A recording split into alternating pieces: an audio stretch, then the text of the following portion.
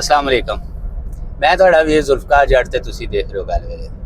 अच्छा, सुबह सुबह एक बड़ी अफसोसनाक खबर कि इजराइल ने ईरान के उत्ते हमला करता या नहीं, फिर एक बार इस खिते दे विच जंग का आगाज होने जा रहा और सुनन चाह रहा है कि उन्होंने काफ़ी मतलब मिसाइल वगैरह और ड्रोन्स वगैरह भी अपने उन्होंने मारे।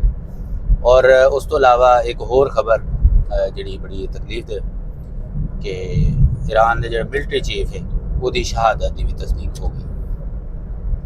हुण इहदे विच गल इह वे कि मैं दो चार मोटियां मोटियां गल्लां करांगा। मैं हमेशा तो जंग के खिलाफ हाँ और अज भी मैं इस चीज़ के हक च नहीं हाँ कि जंग होनी चाहिए, लेकिन अगली कहानी ये वे कि देखो तुसी उन्हां दा एक पैटर्न देखो। उन्होंने फलस्तीन तबाह कर छड़िया, गजा बिल्कुल बराबर कर छड़िया, साडे कन्न तो जूं नहीं रहिंदी।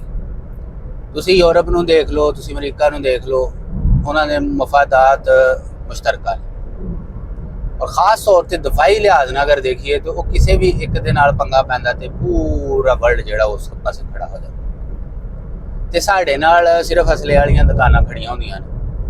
मसलन अगर तुसी हुण ईरान की गल कर लो, रूस ने बयान देता क्यों उन्हें अपना असला बेचना। इस तरह ही चाइना है, चाइना माशाअल्लाह ठीक है।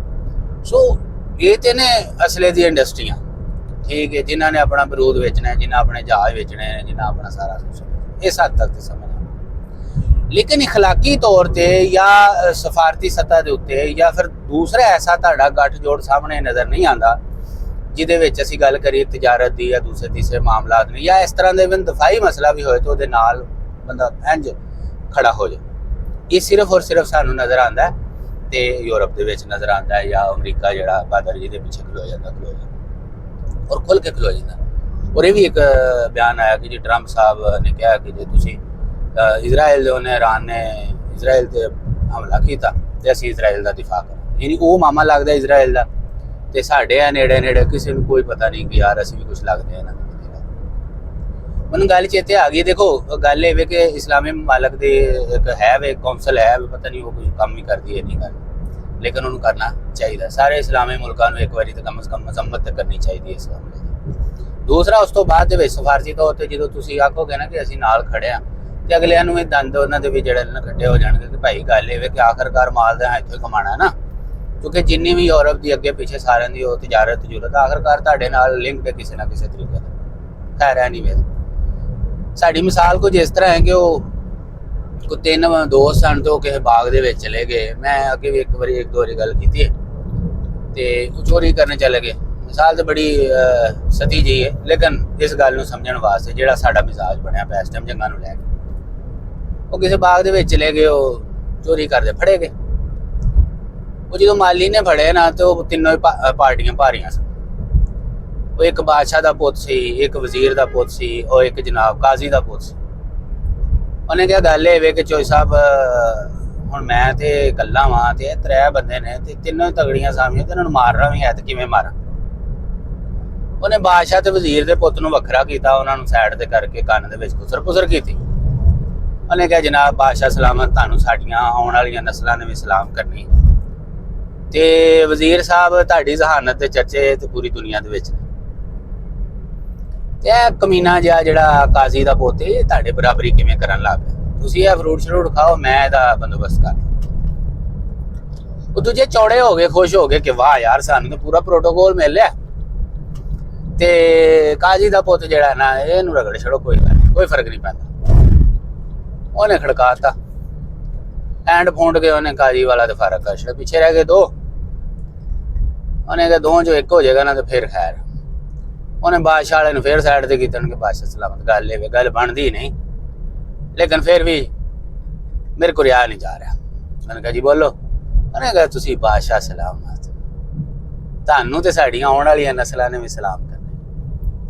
ये कमीना जिहा वजीर का पुत तुहाडी बराबरी किवें करन लग पिया, तुसी यह खाओ तो मैं ਇਹਦਾ इलाज करदा। उन्हें कहा जी ठीक है। वो फिर बादशाह वाला चौड़ा हो गया। उन्हें कहा साडी तो क्या बात है, सदा बादशाही रहनी है साडी, मसला ही कोई नहीं। वो जनाबे वाली उन्हें फड़ के वजीर वाला भी फड़काता, पीछे रह गया कला बादशाह। तो बाद जो मालिया कहता यार गल सुन, जे बादशाहां दे पुत्तर इहो जिहे चवला मारन लग पैण ते बाकी दुनिया का की बनेगा।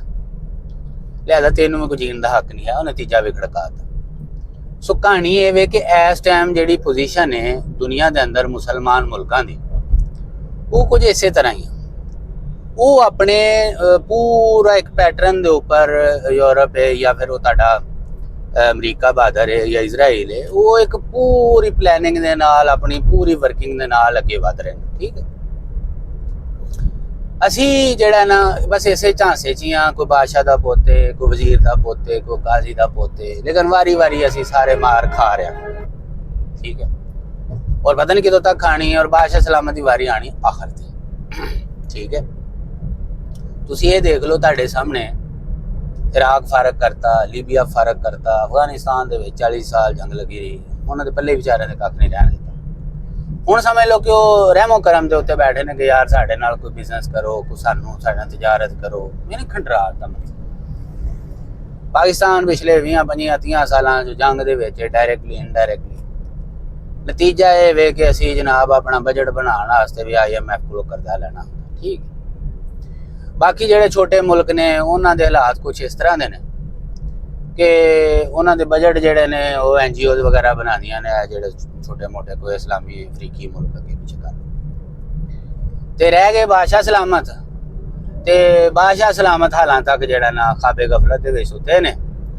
ਉਹ ਕਦੇ ਟਰੰਪ ਆਉਂਦਾ ਤਾਂ ਉਹਦੇ ਸਾਹਮਣੇ ਵਾਲ ਹਿਲਾ ਹਿਲਾ ਕੇ ਉਹਦਾ ਇਸਤਕਬਾਲ ਕਰਦੇ ਨੇ, ਤੇ ਕਦੇ ਜਨਾਬ ਉਹਨੂੰ ਬੋਇੰਗ ਜਿਹੜੇ ਨੇ ਵੱਡੇ ਵੱਡੇ ਜਹਾਜ਼ ਗਿਫਟ ਕਰਦੇ ਨੇ, ਤੇ ਸਿਰਫ ਇਸੇ ਚੱਕਰ 'ਚ ਕਿ ਸ਼ਾਇਦ ਅਸੀਂ ਬਾਜੀ। ਭਾਈ ਜੀ ਗੱਲ ਇਹ ਵੇ, ਜਦੋਂ ਤੁਸੀਂ ਆਪਣੀ ਬੁਨਿਆਦ ਤੋਂ ਹਟਦੇ ਹੋ ਨਾ ਤੇ ਫਿਰ ਕੋਈ ਸ਼ੈ ਨਹੀਂ ਜੇ ਬਚਦੀ ਬੁਝਦੀ। ਇਹ ਸਿਰਫ ਭੁਲੇਖੇ ਨੇ। ਇਹ ਜਿੰਨੀ ਛੇਤੀ ਤੁਸੀਂ ਇਸ ਭੁਲੇਖੇ ਨੂੰ ਦੂਰ ਕਰ ਲੋਗੇ ਨਾ ਤੇ ਰਹਿਨਮਾਈ ਤੁਸੀਂ ਆਪਣੀ ਕਿਤਾਬ 'ਚੋਂ ਲੈ ਲਓ ਕਿ ਇਹ ਭਾਈ ਤੁਹਾਨੂੰ ਉਹੀ ਕਰਨਾ ਪਏਗਾ ਜੋ ਤੁਹਾਡੇ ਵੱਡਿਆਂ ਨੇ, ਯਾਨੀ ਜੋ ਤੁਹਾਡਾ ਮਜ਼ਹਬ ਉਹ ਤੁਹਾਨੂੰ ਸਿਖਾਉਂਦਾ।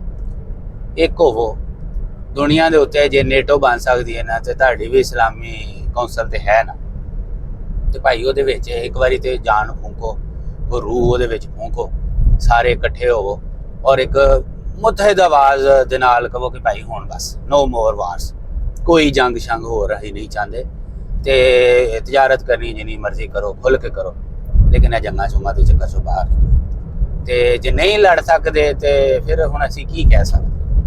ਬਾਕੀ ਲੜਨਾ ਤੁਹਾਨੂੰ ਪੈਣਾ ਸਫਾਰਤੀ ਸਤ੍ਹਾ ਤੇ ਵੀ ਤੇ ਦੂਸਰੇ ਜੰਗੀ ਲਿਹਾਜ਼ ਨਾਲ ਵੀ। ਜੇ ਅਗਰ ਚਾਰੇ ਬੰਨੇ ਅਗਲੇ ਦੇ ਮੂੰਹ ਨੂੰ ਕੁਛ ਲੱਗ ਹੀ ਜਾਏ, ਤੁਸੀਂ ਇਹ ਦੇਖੋ ਨਾ ਪਿਛਲੇ ਦਿਨਾਂ ਜਿਹੜਾ ਤਜਰਬਾ ਹੋਇਆ ਕਿ ਉਹ ਟੈਸਟ ਕਰਦੇ ਰਹਿੰਦੇ ਨੇ ਆਪਣੇ ਹਥਿਆਰ ਸ਼ਿਆਰ ਚਲਾਉਣ ਵਾਸਤੇ, ਔਰ ਏਰੀਆ ਉਹਨਾਂ ਨੂੰ ਇਹੀ ਲੱਭਾ ਭਾਈ ਤੁਸੀਂ ਆਪਣੇ ਮੁਲਕ ਦੇ ਨਾਲ ਕਿਸੇ ਮੁਲਕ ਦੇ ਨਾਲ ਲਾ ਲਓ ਜੰਗ, ਠੀਕ, ਉੱਥੇ ਨਹੀਂ ਕਰਨਗੇ। ਘੁੰਮ ਘੁਮਾ ਕੇ ਏਰੀਆ ਉਹਨਾਂ ਨੂੰ ਐ ਹੀ ਨਜ਼ਰ ਆਉਂਦਾ, ਕਦੇ ਇਰਾਨ, ਕਦੇ ਪਾਕਿਸਤਾਨ, ਕਦੇ ਅਫਗਾਨਿਸਤਾਨ। ਠੀਕ ਹੈ, ਹਰ ਸ਼ਾਇਦ ਇੱਥੇ ਨਜ਼ਰ ਆਉਂਦੀ। ਤੇ ਲਿਹਾਜ਼ਾ ਇਹ ਕਿ ਇਹ ਚੀਜ਼ ਨੂੰ ਸੋਚਣਾ ਪਏਗਾ, ਸਮਝਣਾ ਪਏਗਾ, ਤੇ ਸਾਨੂੰ ਇਸ ਜ਼ੇਨ ਬਣਾਉਣਾ ਪਏਗਾ ਕਿ ਭਾਈ ਵਾਰੀ ਵਾਰੀ ਮਰਨਾ ਜਾਂ ਫਿਰ ਇੱਕ ਵਾਰੀ ਜਿਹੜਾ ਨਾ ਆਪਣੀ ਆਵਾਜ਼ ਬੁਲੰਦ ਕਰਨੀ। ਦੁਨੀਆ ਦੇ ਜਿਸ ਕੋਨੇ ਤੇ ਵੀ ਹੱਸਦੇ ਰਹੋ, ਵਸਦੇ ਰਹੋ, ਆਪਣੇ ਸਟੇਟ ਵੀ ਨੂੰ ਇਜਾਜ਼ਤ ਦਿਓ। ਰੱਬ ਰੱਖ।